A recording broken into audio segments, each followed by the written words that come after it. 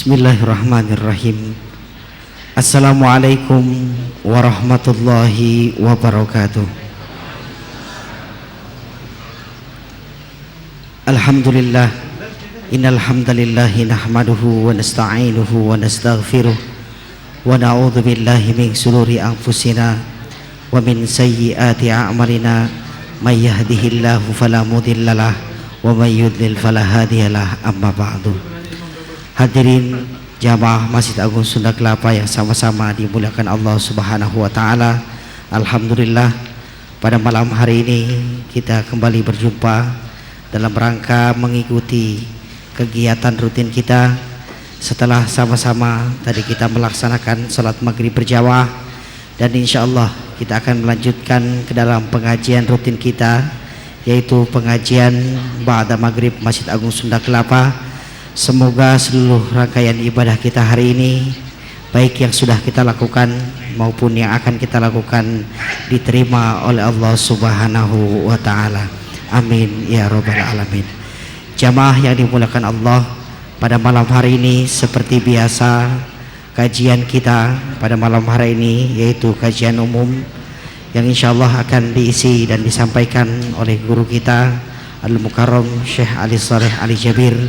Alhamdulillah telah hadir di tengah-tengah kita. Untuk itu marilah sama-sama kita awali dan kita buka majelis kita dengan sama-sama membaca ummul kitab suratul Fatihah, memohon keridhaan dari Allah Subhanahu wa taala dan juga keberkahannya serta kemudahan dalam menerima ilmu agama yang disampaikan oleh guru kita. Dan juga ada permohonan dari jamaah sekalian, mohon doa dan pembacaan suratul Fatihah untuk Ibu Robiah yang sedang sakit, semoga Allah Subhanahu wa taala menyembuhkannya, dan juga untuk kita semua yang ada di sini maupun para pendengar setia Radio MSK, semoga Allah Subhanahu wa taala selalu memberikan kemudahan untuk kita semua dan juga diberikan kesehatan serta seluruh hajat kita dikabulkan oleh Allah Subhanahu wa taala. Ala hadhihi niyyah wa kullu niyatin salihah. Al-Fatihah. A'udzu billahi minasyaitonir rajim. Bismillahirrahmanirrahim. Alhamdulillahirabbil alamin arrahmanir rahim maliki yaumiddin. Iyyaka na'budu wa iyyaka nasta'in. Ihdinas siratal mustaqim. Shiratal ladzina an'amta 'alaihim ghairil maghdubi 'alaihim waladdallin. Amin. Amin amin ya rabbal alamin.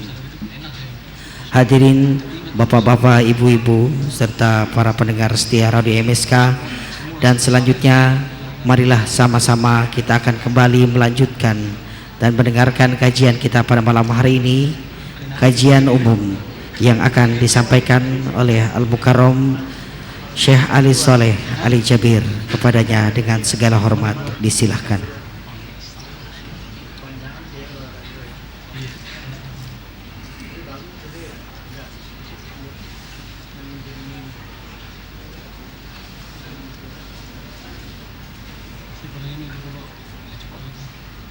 Bismillahirrahmanirrahim.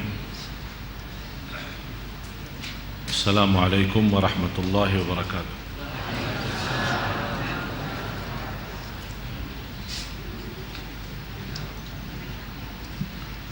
Alhamdulillahi rabbil alamin. Isi gantungan. Isi yang banyak. Kalau kemarin isi 5.000, sekarang 10.000. Yang isi 100, 200. Yang isi 500, 1 juta. Yang tidak punya doakan, yang lain punya supaya isi banyak.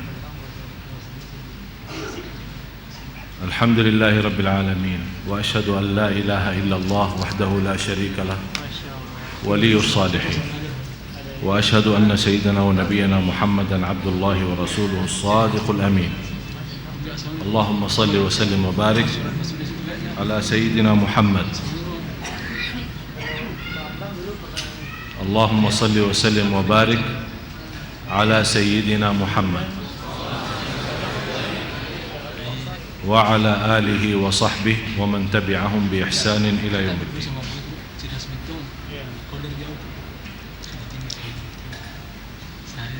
Subhanaka la ilma lana illa ma 'allamtana innaka antal alimul hakim. Maha suci Allah, saya tidak mempunyai ilmu apa-apa, hanya saja apa yang diberikan oleh Allah Subhanahu wa ta'ala. Semuanya milik Allah. Umur kita, sehat kita, keluarga kita, ilmu kita, semuanya milik Allah. La haula wa la quwwata illa billah.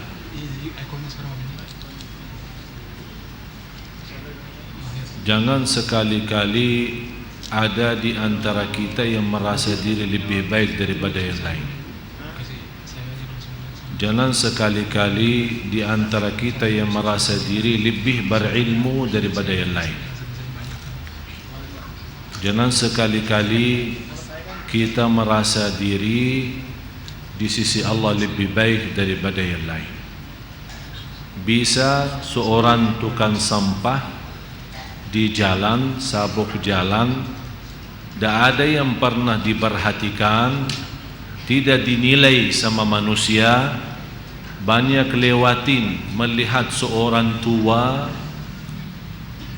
sudah capek mensabuk jalan, atau seorang wanita, kita hanya lewatin saja. Kira-kira pernah di antara kita yang begitu melihat seorang yang nampaknya miskin dan susah, dia dari subuh sudah mulai bekerja membersihkan jalan kita supaya kita berjalan dengan nyaman sesuai kemampuannya. Apakah kita pernah berhenti membagikan sarapan pagi sambil membagikan kesenyuman supaya Allah Subhanahu wa ta'ala menilai kita orang yang berharga?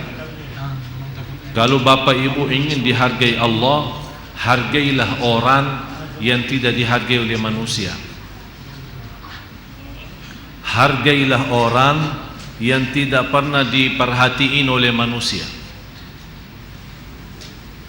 Jangan menghargai orang yang sudah dihargai oleh semua manusia. Maksud saya bukan kita kelewatan sama orang yang dihargai manusia, tidak. Tapi kenapa kita sudah membiasakan diri menghormati seorang pejabat, menghormati seorang ketua, menghormati seorang kepala, tapi ada seorang yang tidak pernah diperhatiin. Di antara mereka saya yakin semacam tukang sapu itu yang di jalan. Apakah kita sekali aja saya minta, pas anda lewatin jalan, lihat seorang, berhenti, stop. Assalamualaikum, gimana pagi hari ini? Bagikan kesenyuman, lihat aja muka ini aja, kasihan. Ketemu satu orang, gimana Pak pagi hari ini? Biasa saja, biasa.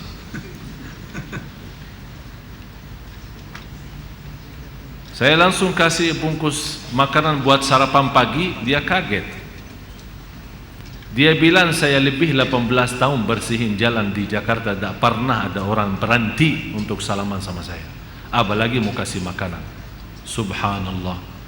Lebih dari 85% orang Islam di Jakarta.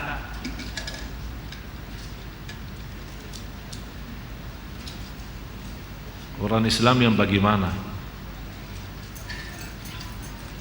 Kalau anda ingin dihargai Allah, hargailah orang yang tidak ada nilai di pandangan manusia. Kalau kita menghargai seorang pejabat, pasti ada saja dalam hati kita, besok-besok bisa berguna lah, bisa minta tolong dia lah. Tapi kalau tukang sabu mau minta tolong apa? Tapi bisa orang ini seperti mereka ini, kalau dia angkat tangan memohon dan doa kepada Allah, barangkali bisa lebih terkabul doanya daripada kita. Sudah faham tujuan saya Bapak Ibu? Mulai hari ini tolong 2013 semuanya jadi lebih baik. Jangan anda berfikir perbuatan kebaikan hanya untuk anak yatim dan duafa miskin. Kita di Madinah, kami punya masjid. Sebagian besar jamaah sudah lihat masjid. kami yang ada di kota Madinah. Tidak jauh dari Masjid Nabawi, kira-kira 2 kilo lebih. Tapi kalau dari Masjid Nabawi, biasanya kita jemput jamaah dari hotel dekat Masjid Nabawi, mau ke rumah kita paling 5 menit.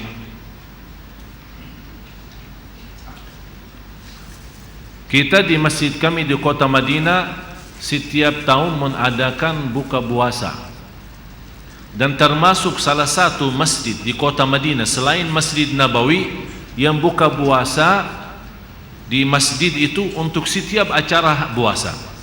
Hari Arafah, Isnin Kamis, bertanahan bulan 13, 14, 15, Ayyamul Bir, kemudian bulan Muharram, 10 hari Dhul Hijjah, di luar itu bulan Ramadan. Sampai masjid kami alhamdulillah dikenal sama semua orang miskin yang ada di kota Madinah. 80% yang datang makan dan buka puasa di masjid kami tukang sapu, tukang bersih di jalan. Habis salat maghrib, habis buka puasa dan habis salat maghrib, mereka pulang masing-masing bawa bungkus nasi pulang. Subhanallah, itulah perjuangan ayah saya. Dan sejak kita kecil di masjid itu hampir lebih dari 30 tahun. Dan ayah saya sejak kita kecil tidak pernah ada istilah panitia dari luar. Panitia anaknya, lumayan, anaknya 12. Jadi masing-masing ada tugas. Inti buka masjid, inti siapin makanannya, inti azan, inti ikamat, inti jemput dan layani tamu. Semua masing punya tugas. Sejak kecil kita seperti itu. Alhamdulillah, dalam perjuangan orang tua kami bisa terwujud. Walaupun orang tua kami belum hafal Quran waktu itu, alhamdulillah terwujud. Antara anaknya yang 12 itu 10 menghafal Al-Quran.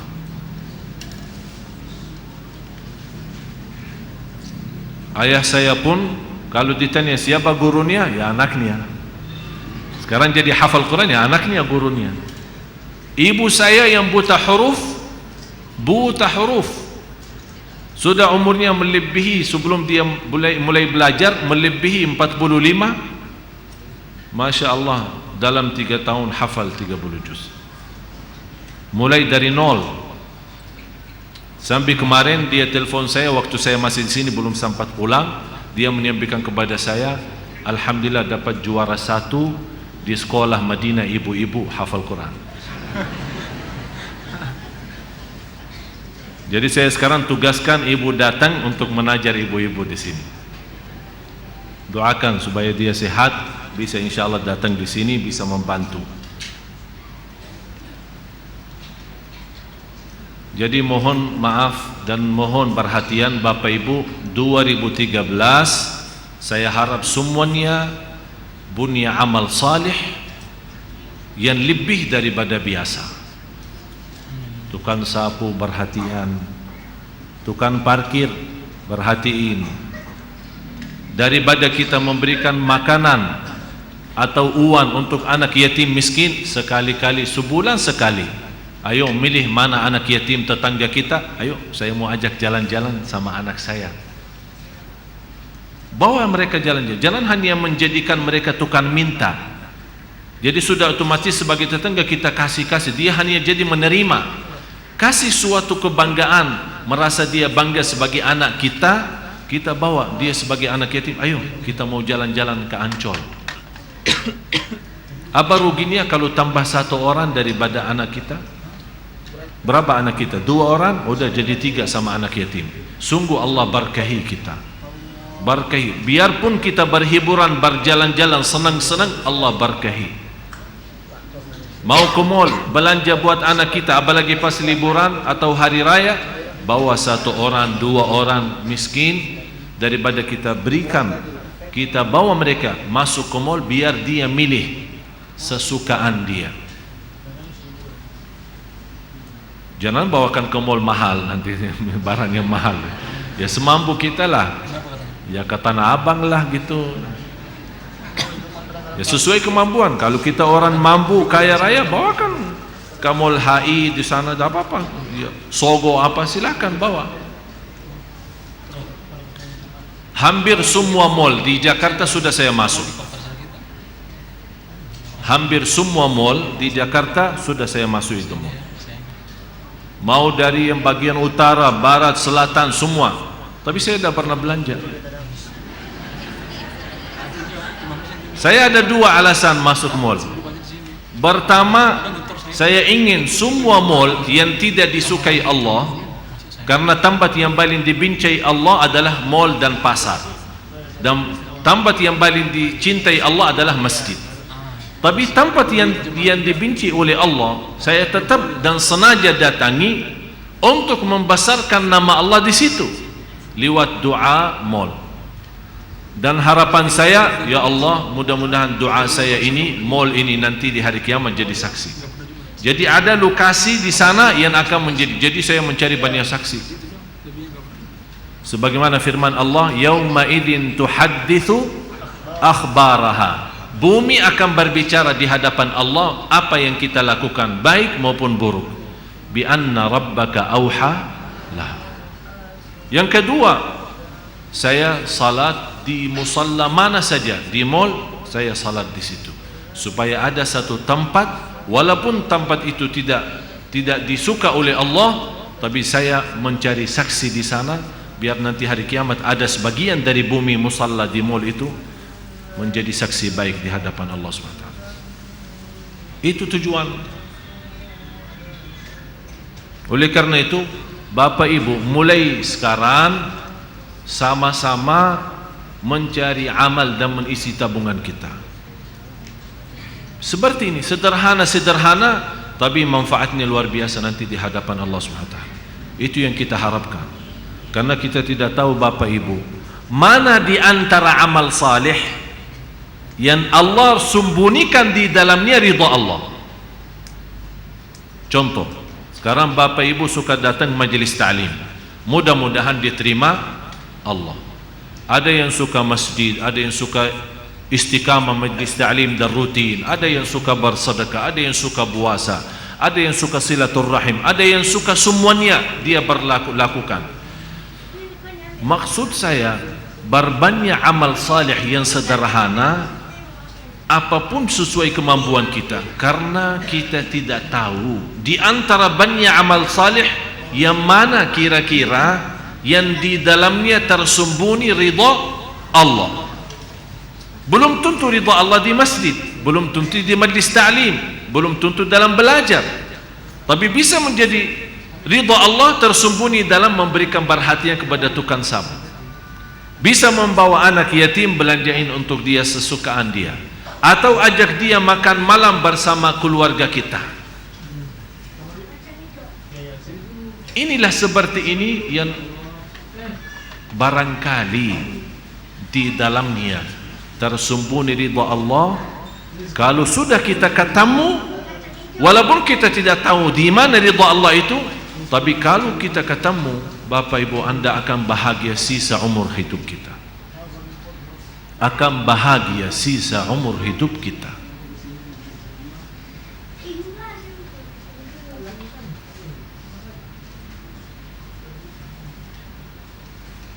Sebelum saya menyampaikan, ada satu soalan sering saya terima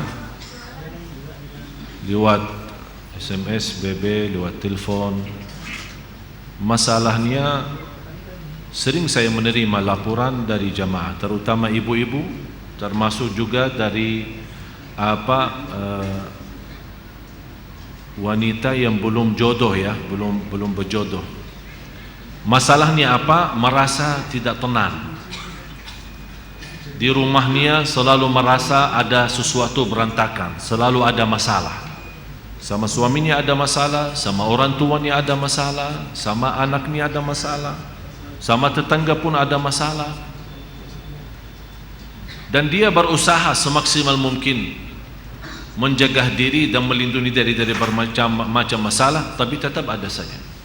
Atau dalam dirinya sendiri merasa tidak tenang, ada was-was, merasa ada tergoda, ada gangguan, ada makhluk halus, ada bermacam-macam. Kira-kira apa obatnya untuk menyelesaikan masalah? Saya berikan, dan ini obat insya Allah bermanfaat untuk semua. Tak usah panggil Habib, tak usah panggil Syekh, tak usah panggil Ustaz, tak usah panggil tukang dukun, tak usah panggil siapa-siapa. Anda sendiri laksanakan. Akan Allah Subhanahu wa ta'ala merubahkan rumah kita insya Allah menjadi tenang, adem, enak. Yang pertama,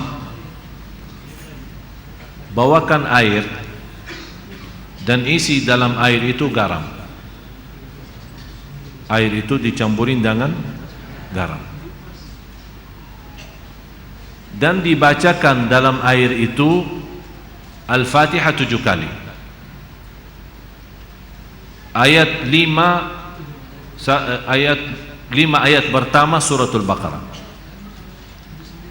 Ayat Al-Kursi 7 kali. 3 ayat yang terakhir surat Al-Baqarah. Lillahi ma fis samawati wa ma fil ardh. Saya ulang lagi. Santai-santai. Masih ada waktu, masih ada.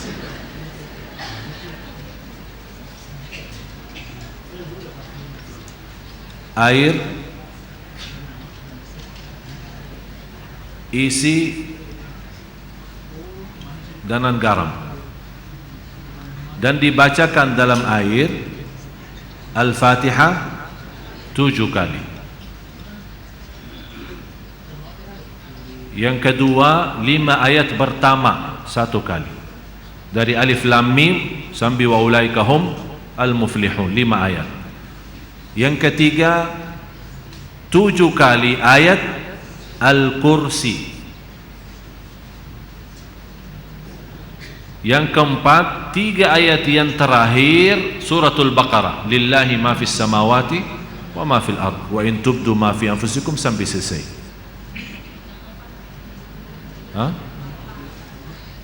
Yang keempat 3 ayat yang terakhir suratul Baqarah 284, 285, 286. Kemudian Qul huwallahu ahad 3 kali. Qul a'udzu birabbil falaq 3 kali. Qul a'udzu birabbin nas 3 kali. Kalau anda merasa masih asing, boleh ditambah air dan silahkan minum.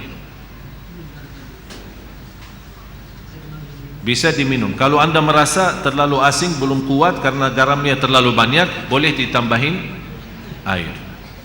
Ini satu untuk minum. Jelas? Yang kedua, bawakan emper besar, isi air dengan garam. Ini untuk mandi boleh. Bapak Ibu, ini serius saya bicara ya. Insyaallah anda coba, insyaallah semua masalah dalam hati, dalam perasaan, dalam jiwa, dalam fikiran insyaallah selesai.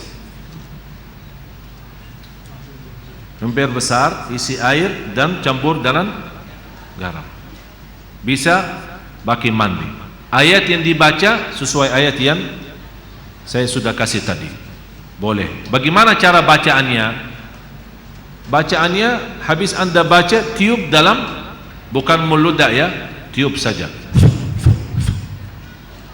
Tiup 3 kali boleh, 1 kali boleh, tidak masalah.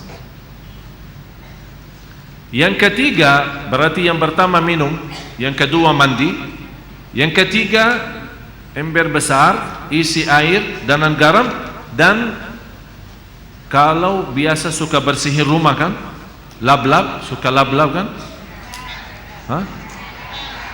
Pel? Udah, mulai hari ini kalau pel rumah bagi air yang sudah tercampur dengan garam. Kenapa? Supaya meyakinkan garam itu di dalamnya ada energi positif. Dan syaitan dan jin memiliki energi negatif. Jadi kalau kita bersihin rumah dan lap-lap rumah itu pel rumahnya dengan air dan tercampur dengan garam, syaitan tidak bisa masuk rumah itu. Apalagi kalau kita baca ayat Al-Kursi. Termasuk boleh mencucikan mobil kita, motor kita, boleh dengan bacaan seperti ini. Dan saya sampaikan begini karena sudah berkali-kali ada yang memberitakan soal rumahnya ada banyak masalah, saya tidak tahu apa. Dan mohon maaf, selama saya di Indonesia, mohon maaf ya, orang Indonesia terlalu banyak was-was. Jadi kalau merasa ada sesuatu, oh, Ustaz, kayaknya ada di rumah apa-apa, padahal tidak ada. Tidak ada. Oleh karena itu di Indonesia cepat paling laku usaha tukang dukun. Laku cepat. Seperti ada seorang ibu, kasihan, maksud saya kasihan kalau kita mampu mengobati diri, mengamankan rumah kita, kenapa kita minta tolong orang lain? Inilah sudah saya berikan cara, insya Allah aman, insya Allah yakin, dan tidak ada dalamnya syirik. Itu yang paling bahaya. Ada seorang ibu kemarin minta sama saya tolong untuk masuk ke rumahnya, karena habis saya isi tabligh akbar di salah satu daerah di sini di Jakarta tidak jauh, dan dia minta tolong sambil nangis, ibu maaf saya tidak bisa, kalau mau masuk ke rumah berarti semua jamaah minta masuk ke rumahnya. Jadi lain kali tidak, ini saya sudah berapa lama tidak bisa masuk ke rumah saya. Kenapa? Ada banyak hantu. Sambil tolong Syekh datang. Barangkali dalam datangnya Syekh terusir ini hantu. Ini juga masalah sebenarnya. Ucapan hal seperti ini, memiliki keyakinan kalau seorang Syekh datang hantu bisa terusir, itu sudah punya fikiran salah. Cuma sekarang ini bagaimana saya mengobati masalah ibu ini? Saya terima, saya datang. Terus ibu apa cerita rumah ini? Ceritanya saya pernah didatangi seorang kiai, katanya kiai, katanya. Tapi begitu dia masuk ke rumah, dia langsung berkata, Bu, di rumah kamu ada banyak hantu. Mulai dari situ saya takut. Jadi saya minta tolong para kiai lain, tidak ada yang mau datang ke rumah saya. Malah saya bertambah takut. Akhirnya ada seorang dukun yang mau bantu, tapi dengan syarat dia mau membacakan apa, saya tidak tahu mau baca apa. Setiap satu ekor jin keluar 250. Setuju ibu itu? Oh boleh, tapi saya cuma ada 500. Udah, saya bantulah, saya masuk dulu, saya mau lihat berapa ekor ada. Masuk tukang ini apa namanya, dukun itu, habis baca-baca apa, alhamdulillah ibu tidak banyak, Pak, cuma 5 aja. Jadi saya baca-baca keluarin 2 karena ibu mampu bayar 500. Kalau nanti ibu sudah sanggup lunasin lagi, nanti saya datang lagi usir yang tersisa. Dan kasihan ibu percaya. Sambil sekarang dah mau masuk ke rumahnya, sambil saya ketemu dan disuruh saya masuk. Jadi ibu sekarang yang tersisa cuma 3 ya. Karena katanya 5 kan, yang terusir 2, tinggal 3. Terus ibu membayar ke saya berapa? Tidak apa-apa, saya ikhlasin, tapi yang penting bantulah. Udah begini aja, saya masuk, ibu tunggu di luar. Kalau dengar suara saya berteriak, berarti saya lagi berantem sama mereka. Terus saya masuk. Begitu saya masuk ke rumah, saya panggil ibu sini. Baru masuk ya, saya jujur saja tidak lihat apa-apa. Bu, saya sudah periksa rumahnya, aman. Begitu saya baca Al-Fatihah, kaget 3 jin itu keluar lari. Padahal tidak ada jin, tidak ada apa-apa. Terpaksa saya bohong supaya menghilangkan keyakinan dia yang sudah cukup parah, sudah lama. Alhamdulillah, baca 1 kali bu, sudah hilang semua. Terima kasih Syekh. Berarti aman sekarang, tidur.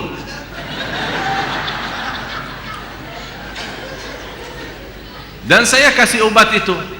baki garam, terus yang lain-lain. Terus dia bawakan envelope, lumayan lah. Saya bilang, Bu, ini sedekahin ke masjid atau ke anak yatim, bukan ke saya. Itu bukan kerjaan saya. Sekali lagi Ibu, jangan percaya dukun dan sihir. Yakini. Alhamdulillah, habis itu beliau rutin baca suratul Baqarah, dan alhamdulillah nyaman, enak. Malah sekarang rumahnya selalu ramai, pengunjung datang silaturahim banyak. Dan sebenarnya masalahnya cuma was-was. Tapi was-was 90%. Sejarah medis pun 90% sebabnya penyakit manusia adalah was-was. Yang terakhir, kalau ada garam batu, kan ada garam apa namanya? Pokoknya sudah tahulah. Terus itu kalau bisa dibakarkan di atas arangnya.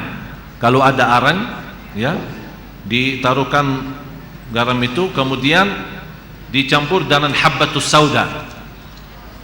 Apa bahasa Indonesia habbatus sauda? Tinta hitam ya? Tinta hitam ya? Hah?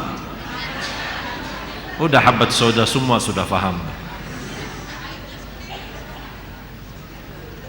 Dan insyaAllah dengan asapnya, subhanallah, kalau kita coba, jangan takut, akan pertama akan apa istilah, meludak ya, ada suara keras ya. Jadi jangan takut tuh dibom rumahnya, jangan takut. Ini insyaAllah dengan suara ini, subhanallah, jin dan syaitan semua lari, tak kuat. Dan insyaAllah apa yang saya sampaikan ini insyaAllah bermanfaat banyak. Ini semua Bapak Ibu ikhtiar. Tapi semuanya harus kalbu kita yakin kepada Allah Subhanahu Wa Ta'ala. Dan itulah Allah Subhanahu Wa Ta'ala memberikan, kata Rasulullah SAW, Allah menghalalkan bermacam cara obat, silahkan, kecuali berobat dengan cara syirik, tidak boleh.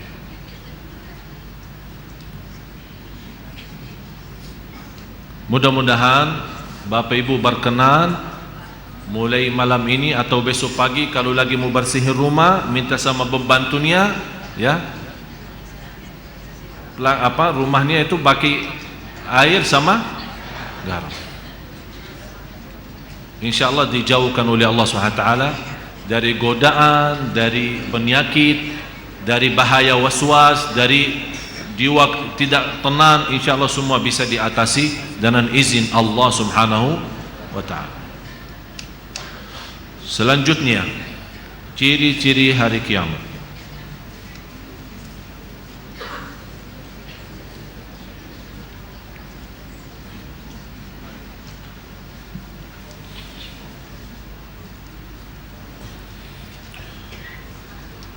InsyaAllah tanggal 23, kalau semuanya lancar, berjalan lancar dan baik sesuai jadual saya di sini, tanggal 23 hari Rabu, InsyaAllah diimami salat maghrib sama isya Imam besar Masjid Quba. Dan di antara maghrib dan isya, InsyaAllah kita mendatangkan 3 anak kecil yang hafal Al-Quran. 7 tahun, adiknya 5 tahun, adiknya perempuan 3 tahun, dan 3-tiganya hafal Al-Quran. Nanti Bapak Ibu silahkan tes sendiri. Mudah-mudahan dengan kedatangan mereka, silahkan Bapak Ibu yang punya anak, punya cucu, bawa kemari supaya mereka melihat anak-anak kecil. Mudah-mudahan Allah SWT membukakan hati anak kita dan fikirannya supaya lebih bersemangat mencintai Al-Quran. Nanti di situ kita akan menerangkan kepada jamaah bagaimana sih sistemnya untuk supaya anak kita bisa di rumah, tambah bagi guru, tambah dikirimkan ke pesantren, tambah dikirimkan kepada sekolah, bagaimana cara supaya anak kita seperti mereka ini bisa menghafal Al-Quran dan bisa mencintai Al-Quran. Nanti kita akan terangkan lewat orang tua anak 3 ini, yang 3 anak sama orang tuanya akan datang, insyaallah akan terangkan, nanti saya terjemahin supaya bapak ibu bisa praktik agar anak cucu kita bisa insyaallah menghafal Quran. Sangat sederhana dan sangat mudah untuk kita sampaikan kepada anak kita. 19. Baik, tanda-tanda kiamat selanjutnya maraknya minuman keras atau khamar dan menganggapnya halal.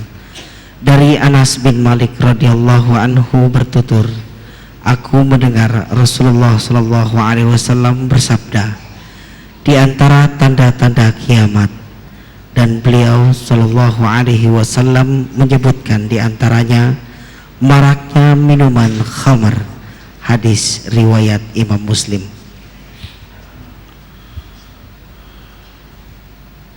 Saya menyampaikan terima kasih banyak kepada ibu-ibu, bapa-bapa yang kemarin sempat hadir di acara peresmian Majlis Ta'lim di Rawamangun.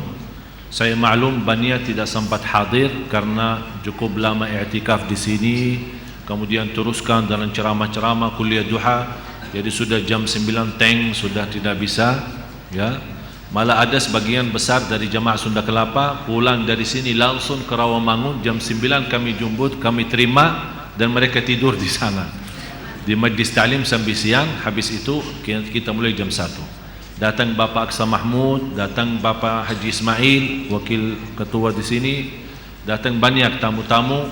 Saya sendiri kaget melihat jamaah Masjid Al-Latif, jamaah Masjid Bundu Indah, jamaah Masjid At-Tin, jamaah dari mana-mana, dari Bogor, dari Surabaya, dari banyak tempat, Tangerang, yang kami sediakan hampir 700, tapi yang datang lebih dari 2000. Tapi alhamdulillah berjalan lancar.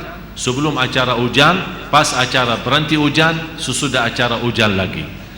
Alhamdulillah berjalan lancar. Saya terima kasih menyampaikan kepada jamaah yang sudah memberikan bantuan infak sedekahnya untuk aktivitas dakwah Majlis Ta'lim.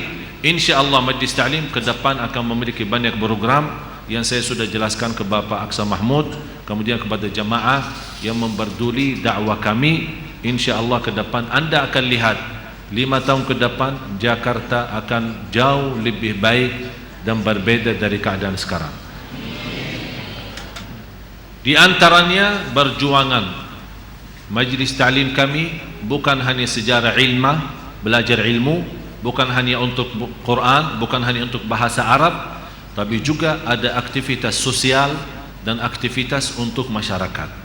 Di antaranya juga mensupport banyak hal perubahan yang insya Allah ke depan Jakarta khususnya, Indonesia umumnya menjadi baldatun tayyibatun wa rabbun ghafur.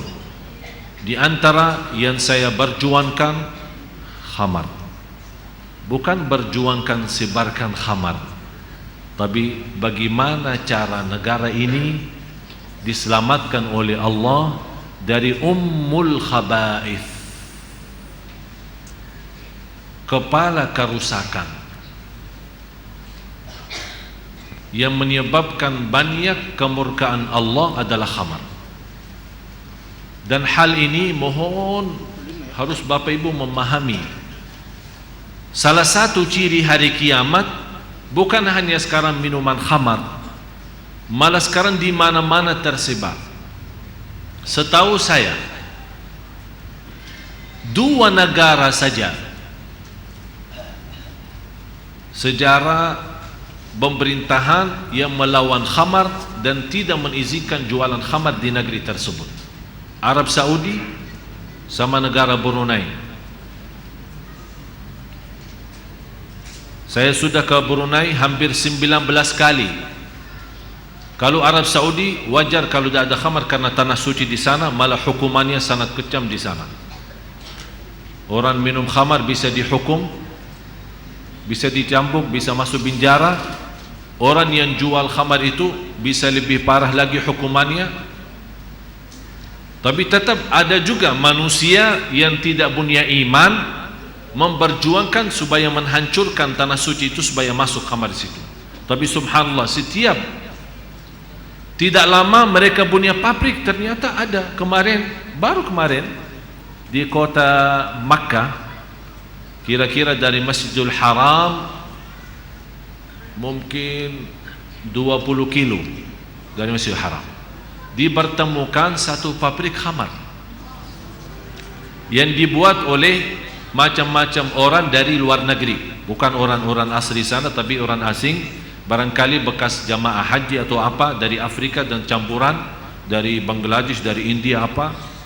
Begitu mereka jumpa lihat, tidak ada rasa malu, tidak ada rasa takut di tanah suci menyebarkan khamar. Tapi subhanallah tidak lama Allah subhanahu wa ta'ala bertemu dan ditangkap dan semuanya dihukum mati. Karena ini bukan main-main, ini tanah suci. Jadi jangan macam-macam sama tanah suci. Di Brunei saya hampir keliling bermacam-macam hotel yang sudah bintang 5, yang diisi oleh banyak orang barat, orang dari Jepang, dari Korea, dari mana-mana, banyak terisi. Saya pas waktu diundang ke sana disediain kamar suite luar biasa mewah. Begitu saya masuk, orang ada yang antar bagasi saya, tas saya ke atas. Saya bilang tunggu dulu. Saya langsung masuk ke kamar, saya buka kulkas. Berkira saya punya prinsip, punya sikap, setiap saya masuk hotel, saya tidak mau tidur di kamar ada di dalamnya khamar. Saya langsung minta sama lobby atau reception, tolong Pak, keluarin khamar dari kamar saya. Dan itu hak setiap orang masuk ke hotel. Itu hak. Tapi karena kita sebagai muslim, udahlah, jangan dimasalah lah. Jangan dimasalahin. Ini kembali kepada anda masing-masing. Saya orang muslim harus tunjukkan keislaman saya. Saya tidak mau khamar. Karena apalagi di Jakarta terpaksa. Hotel yang berbau islami sedikit sekali. Ya. Hampir malah ada orang punya respon kalau hotel tidak ada khamar tidak berlaku. Ini salah satu waswas syaitani yang menyebarkan kepada orang berusaha. Akhirnya terjadi seperti itu. Paling tidak kalau memang kita tidak mampu memberhentikan khamar di negeri Indonesia, paling tidak masing-masing kalau anda bawa keluarganya berhiburan di kota mana saja, masuk hotel periksa kulkas. Kalau ada khamar, Pak, tolong pindahin. Keluarin khamar dari kamar saya. Mudah-mudahan saat seandainya turunnya siksa Allah, kemurkaan Allah, kita diselamatkan oleh Allah dari azab. Itu paling tidak, Bapak Ibu, paling tidak itu minimal bagi seorang muslim berlaku seperti ini. Sayang sekali kalau kita melihat bukan negara Indonesia, negara Malaysia, negara Arab pun ada khamar. Jangan jauh, Palestina ada khamar. Apalagi Israel. Masa Israel tidak ada khamar? Oleh karena itu, salah satu kewajiban kita sebagai orang muslim sesuai apa yang saya sampaikan. Kalau anda keluar kota kemana sama keluarga berhiburan, ada tugas, begitu anda masuk rumah, masuk sebuah kamar, tolong periksa kulkasnya. Kalau anda belum mampu tempati di hotel, mohon maaf, kadang-kadang ada orang jamaah bilang, saya ingin di hotel Islami, tapi hotel Islam kualitasnya kurang, makanannya pun biasa-biasa aja, AC-nya panas, kamarnya apa begini macam alasan. Jadi saya mau nyaman buat keluarga, silahkan tinggal di hotel mana saja, tapi jangan anda merasa nyaman di satu kamar, tapi di dalam kamar itu ada terisi botol khamar. Minta saja sama lobby, telepon, room service ya, atau housekeeping ya, tolong Pak, ini ada khamar di kulkas saya, tolong keluarin. Saya mau tidur nyaman. Faham? Inilah salah satu ciri hari kiamat, tersebar khamar dan minuman keras. Dan kita setiap pagi mendengar bagaimana orang-orang minuman keras. Malah sekarang di daerah-daerah di luar kota Jakarta yang saya lihat, ada orang bawa bacarannya, berbacaran di kuburan sambil minum khamar. Ya Allah, dah ada takut mati di kuburan. Dan salah satu perjuangan kami, mudah-mudahan, dan sudah saya sampaikan ke DPR, salah satu perjuangan kami bagaimana kuburan di Indonesia untuk kehormatan orang yang sudah meninggal dunia yang diajarkan oleh Islam, semua harus bunyi pagar tertutup. Sekarang kita masuk kuburan, ada anjing, ada sapi, ada semua manusia lewat injak kuburan, seperti orang mayit tidak ada hormatan, tidak punya kehormatan. Padahal Rasulullah menajarkan salah satu sunnah Rasul, kalau kita masuk kuburan angkat sandal bawa, jangan pakai sandal pas jalan di dalam kuburan. Ini kenapa? Biar tidak menyakiti orang yang sudah di alam kubur. Orang sekarang pakai sandal, minum khamar, rokok, ngobrol, duduk di atas kuburan, main kartu. Astagfirullahalazim. Sepertinya ini orang busang sama orang hidup. Orang hidup bikin stres. Saya cari kawan-kawan orang mati aja. Subhanallah, anehnya manusia sekarang. Ini salah satu musibah akhir zaman, fitnah akhir zaman. Nauzubillah. 19 sudah muazzan.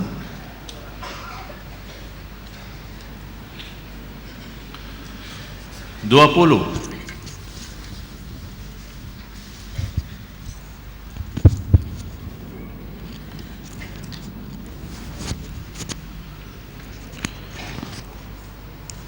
Bismillah. Allahu Akbar, Allahu Akbar.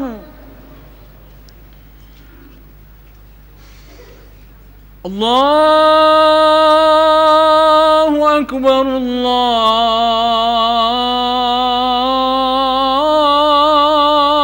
Akbar. Ashhadu an la ilaha illallah.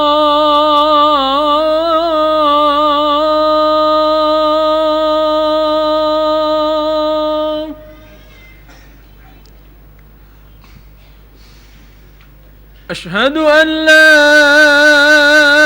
إله إلا الله.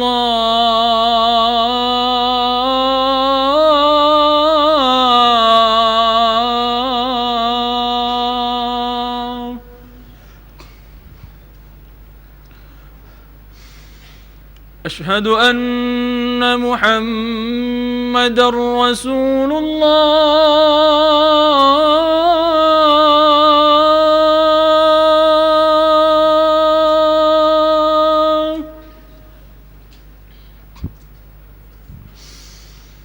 أشهد أن محمدًا رسول الله.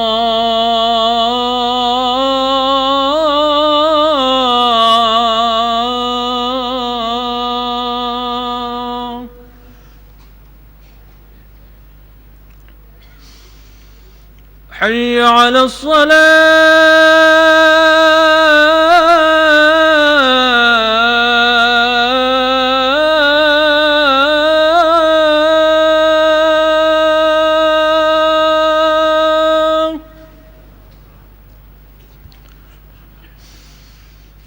حي على الصلاة.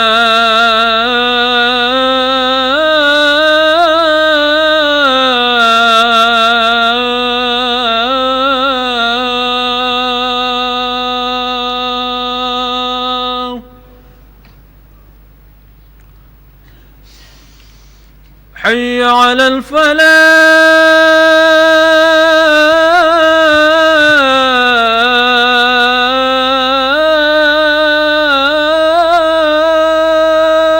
الفلاح. حي على الفلاح.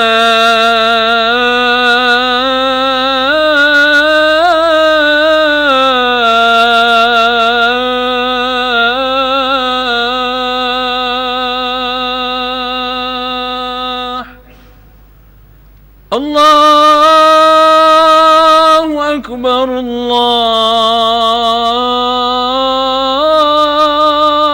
أكبر.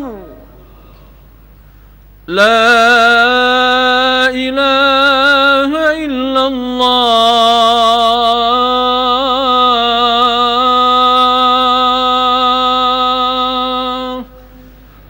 إله إلا الله محمد رسول الله صلى الله عليه وسلم.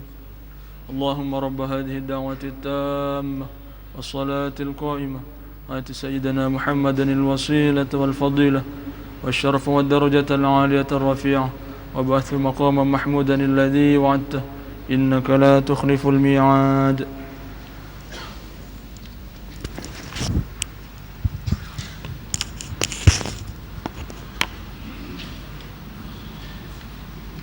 Alhamdulillah, kami kembali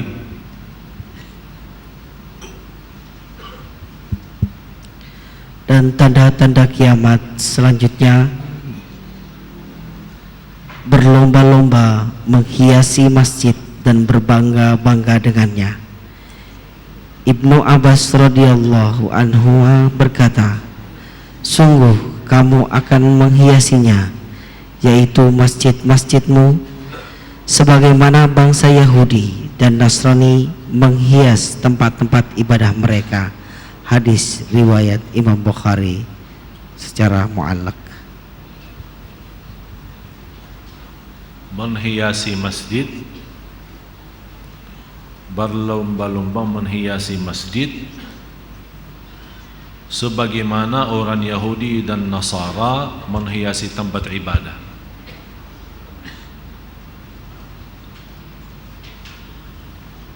Berarti sekarang Bapak Ibu, kalau kita perhatiin, menurut saya kalau bentuknya masih Sunda Kelapa seperti ini ya biasa, sederhana. Tidak ada sesuatu yang istilahnya menarik perhatian.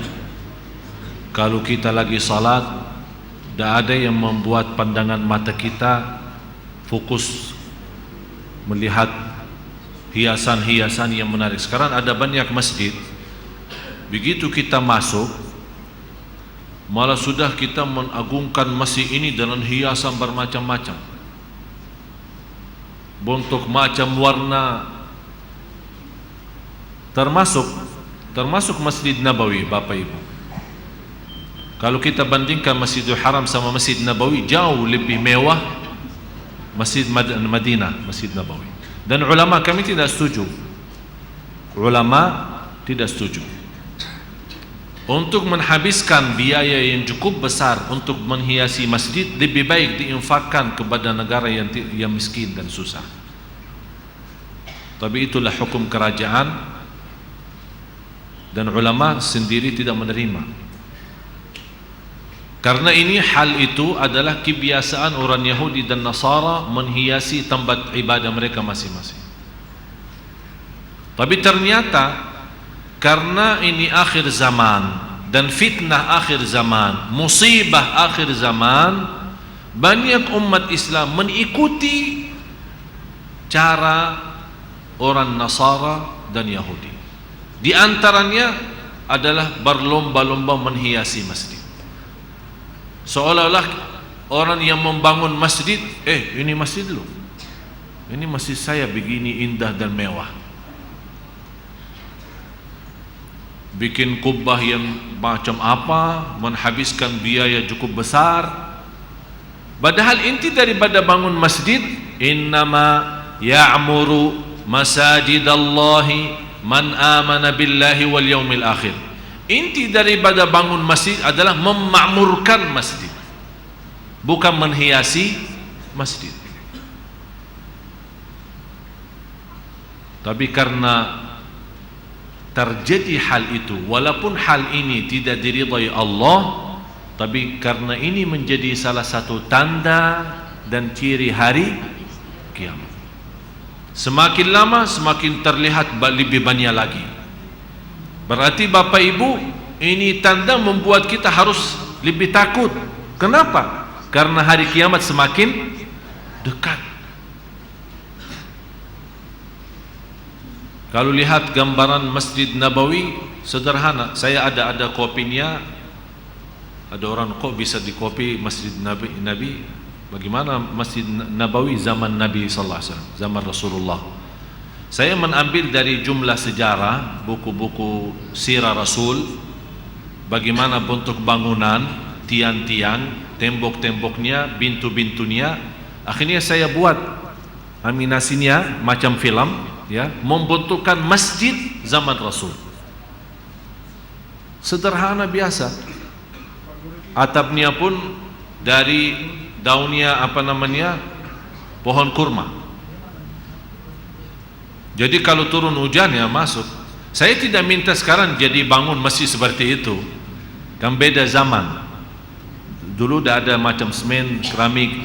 Boleh bangun masjid, tapi jangan menghabiskan biaya besar untuk berhiasan saja. Ya seperti ini, bentuknya biasa aja, tidak bermacam warna, tidak bermacam hiasan, tidak bermacam tulisan. Malah ada larangan jangan ada tulisan dalam masjid. Sekarang di mana-mana masjid malah menganggap sesuatu kebanggaan kalau masjid ada tulisan sepertinya bukan masjid.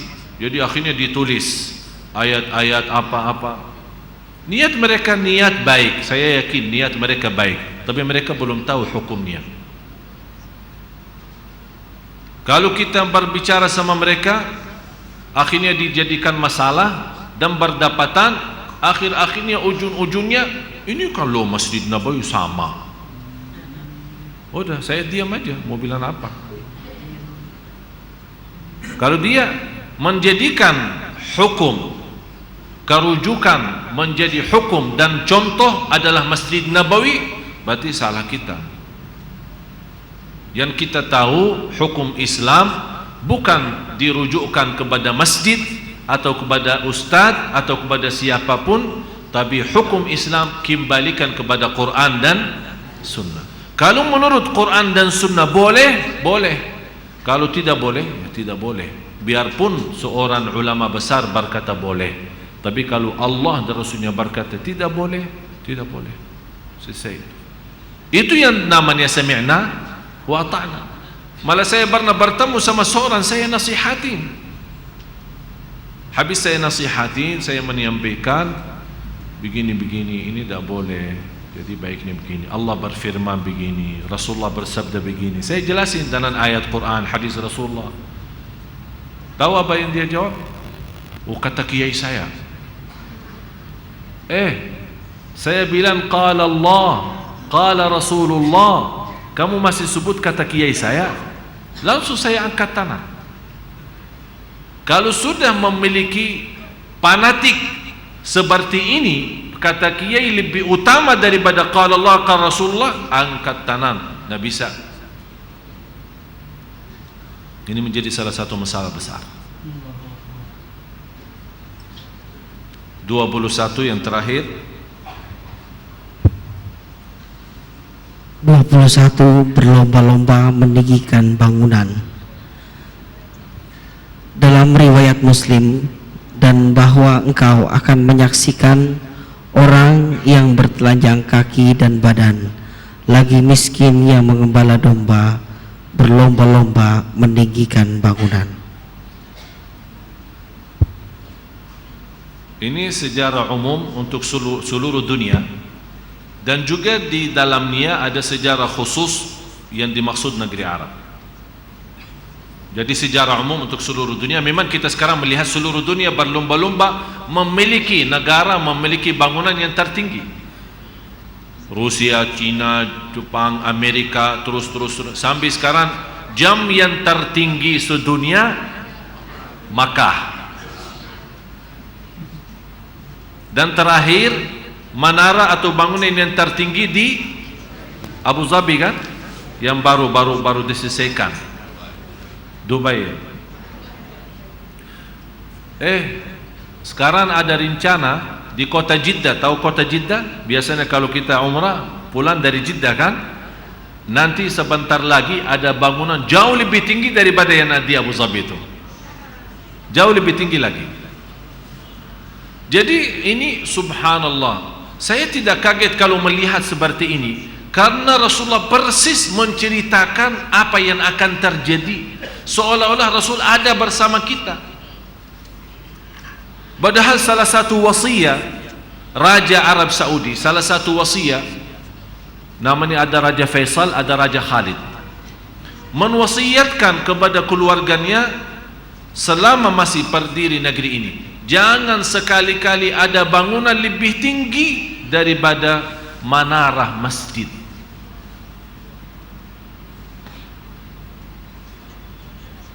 Sekarang karena orang sudah di hotel yang tertinggi dekat Masjidil Haram, muncul pertanyaan, apakah boleh saya salat di kamar sambil lihat Ka'bah di depan mata?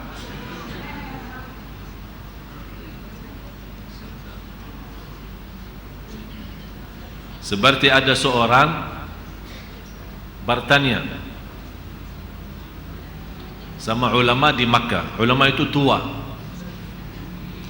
Dia bilang, Syekh, saya tinggal di hotel dekat banget dengan masjid, tapi ya, namanya di lantai sekian, mau turun bisa berjam-jam atau bisa berapa lama habis waktu, apalagi kalau ramai. Jadi antri kan liftnya kan tidak setiap titik ya, pasti ramai, apalagi lagi ramai setiap lantai berhenti.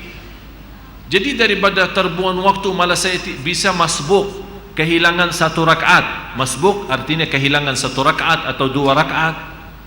Jadi pada kehilangan, saya lebih baik udah di kamar aja. Jadi dari kamar saya nampak imam, saya bisa lihat Ka'bahnya, saya lihat jamaahnya, udah salat di kamar. Ini ulama yang dari Makkah sudah tua.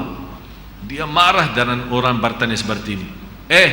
Di kamar itu ada kulkas, sekalian beli kain hitam, lipatkan dan tutupi kulkas, jadikan Ka'bah dan tawaf aja di situ. Marah ini Allah. Tawaf aja di situ di kamar, enggak usah turun.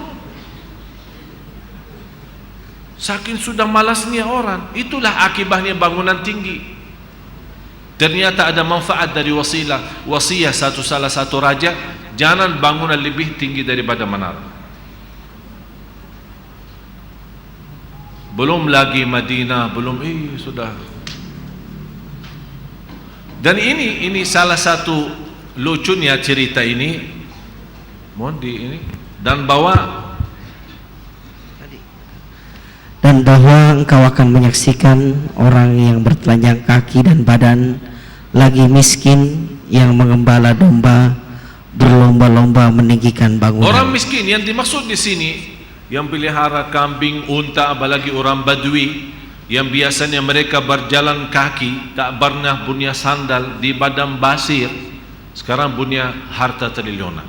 Kemarin baru kemarin hari Senin ya. Hari Senin ada pertemuan, rapat meeting negara Arab Saudi, dihadiri oleh raja dan menteri-menterinya. Di situ diumumkan kepada masyarakat dan diumumkan kepada lewat media penghasilan negara tahun ini.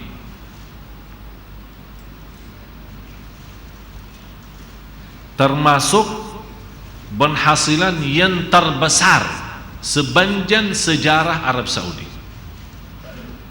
Dalam satu tahun ini ada kelebihan 893 miliar dolar. Ini tahun ini ada kelebihan. Jadi kelebihan maksudnya dari hasil jualan minyak, dari hasil ini ada kelebihan sekarang 8. Jadi sekian dari sekian triliun, ini kelebihan yang sudah tidak tahu kemana diarahkan. 893 miliar dolar. Pindahin aja ke sini.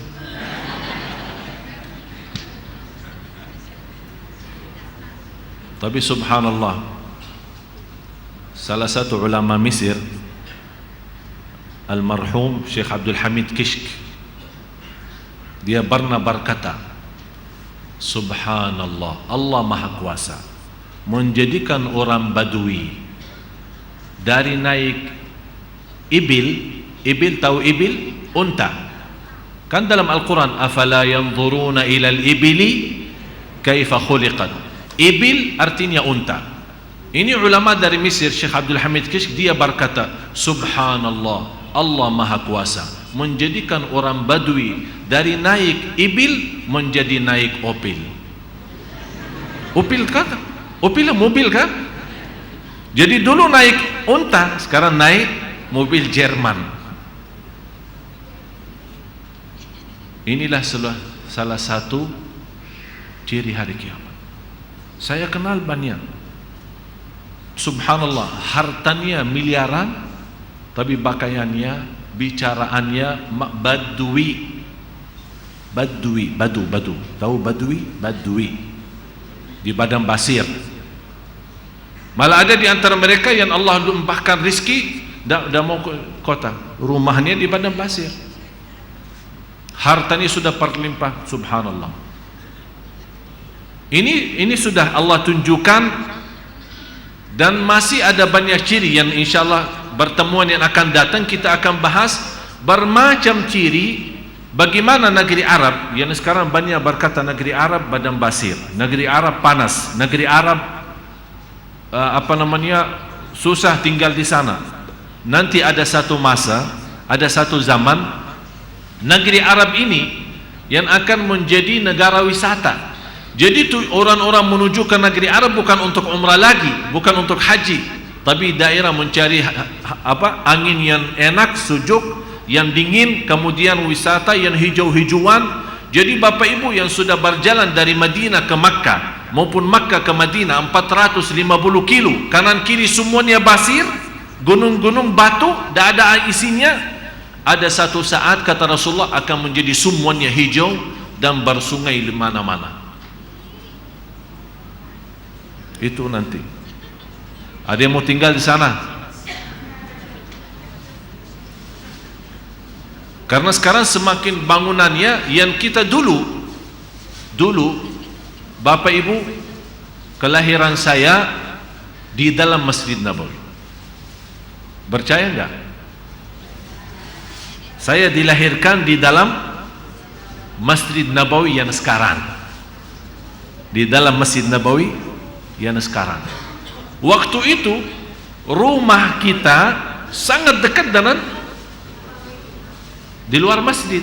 Tapi sekarang karena sudah semakin diberluaskan, apa yang terjadi? Rumah kita menjadi salah satu kurban.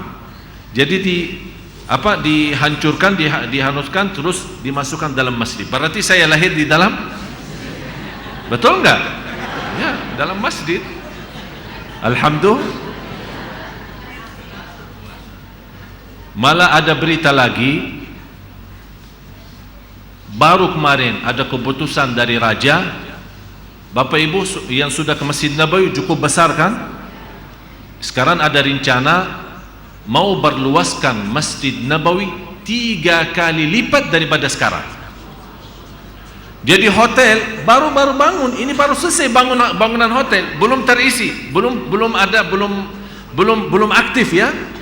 Ada perintah langsung diganti 2 kali lipat, kemudian dihancurin, terus diberluaskan masjid. Jadi baru dia habisin biaya bangun hotel $100 juta, diganti oleh kerajaan $200 juta, keluar dari hotel, udah milik negara. Semua dihancurin, diratakan untuk berluaskan masjid 3 kali lipat daripada yang sekarang. Yang sekarang mencukupi untuk jamaah di semua lantai, bawah sama di atas, 750 jamaah, 750.000 jamaah. Berarti tujuan pemerintah kerajaan di sana, Masjid Nabawi ke depan akan mencukupi 1 juta sampai 2 juta. Jadi semuanya di dalam.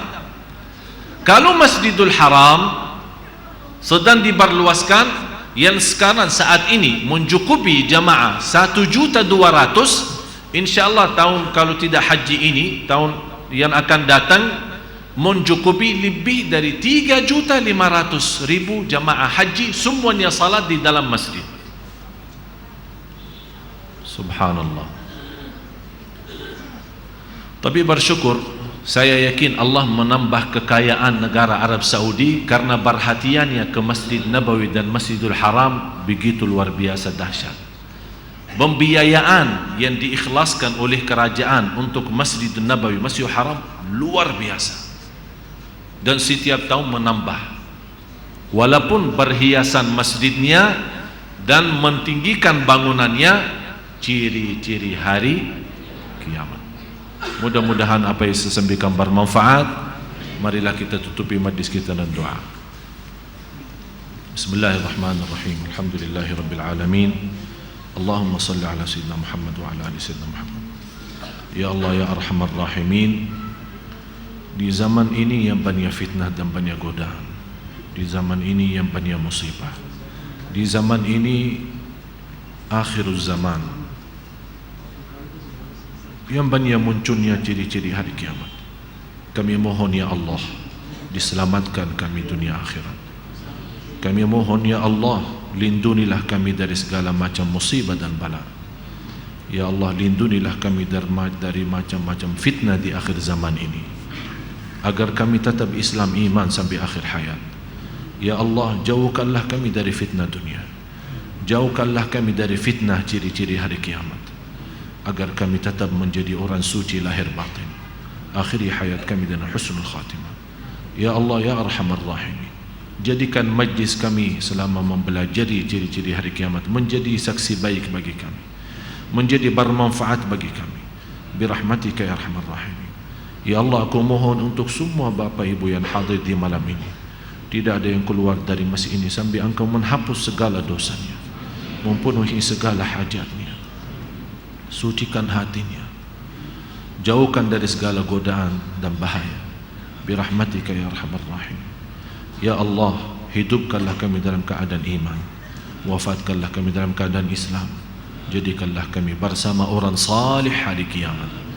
Ya Allah, bagaimana Engkau berikan kepada kami kemudahan sama-sama berkumpul di masjid ini, berilah kepada kami kemuliaan jumpa lagi di surgamu ya Allah bersama Nabi Muhammad sallallahu alaihi wasallam, birahmatika ya arhamar rahimin.